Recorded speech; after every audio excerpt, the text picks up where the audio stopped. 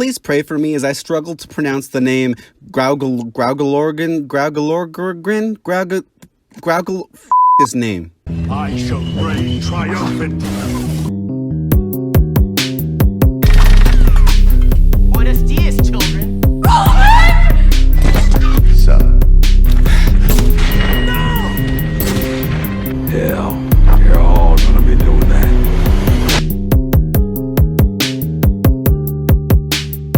Welcome back to Villain Review episode 52. Today we're going to be looking at Nox from the French anime Wakfu. Shout out to the Precise Climber for suggesting Nox, and make sure to subscribe and comment below who I should review next. Let's get into it. You were supposed to help me find my family. Why would you ruin it? So close to the end. Before he was Nox, Noxemilian Coxon was a very successful inventor who lived a pretty happy life with his wife and 3 children. However, just like our boy Walter, Nox was always a little disappointed that he could never provide for his family financially despite their happiness. It was then when Nox discovered the Elia Cube, a mysterious and powerful artifact which Nox intended to use for his next invention. Scary space cubes? Nox, my man, no offense, but you will never be Sam Witwicky. Becoming increasingly obsessed with the cube, Nox's family would eventually leave him as he began to go cuckoo for Cocoa Puffs. Fighting the constant struggle between his love for his family and his obsession with the cube, Nox would often go back and forth between them until one day Nox learned that his family was tragically killed in a flood.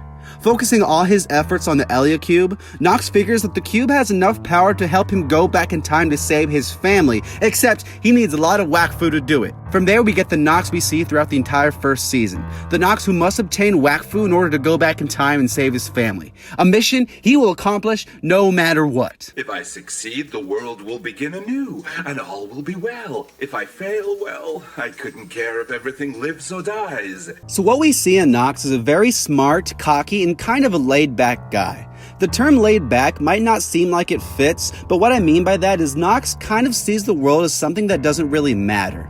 He does plenty of bad things, but in his eyes, none of that matters because when he goes back in time, all of those crimes never would have happened. It makes sense to him, but not really to anyone else. Finally, the PS5, the future of gaming, and the sum of all my birthday money. That console had Wakfu. And I'm more of a PC guy. You know what? I'm gonna say it, Karen. Will you marry me? Oh, Jeff, of course I will. Give me that Wakfu, boy! Jeff!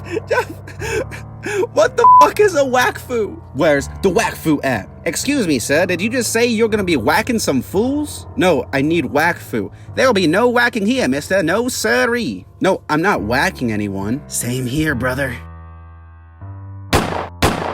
Wakfu. The fact that all his actions are justified is just Villain 101, and as we slowly learn more about his past, he becomes all the more sympathetic.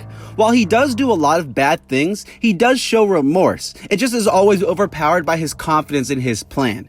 Speaking of his plans, Nox is a very skilled inventor, and it kind of makes sense why he's so cocky. I mean, everything's going seemingly perfect for him. He has the intellect, he has the magic space cube, and there's nothing really who can stop him after he kills Grogolorgogan. He's a good fighter, and he's really confident in himself, and it's very apparent in almost every aspect of his character. His motivation is as good as it can be, and even if it is a little similar to Cable from Deadpool, it feels different enough to where I don't think it really matters. All around, Nox is a good villain with a good motivation and one cocky persona.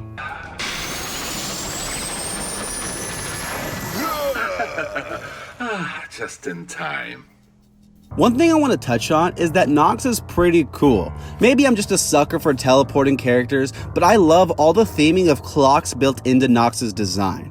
I love how clocks are so important in Nox's story that they're also really important to every other aspect of him. Sometimes he even moves like a clock, and it's really cool. It's the small details like this that make me really appreciate Nox. As far as scenes go, I think this is Nox's weakest category. I mean, Nox has some cool scenes, but after his introduction in the show, it kind of forgets about him, and we kind of forget about him too as viewers.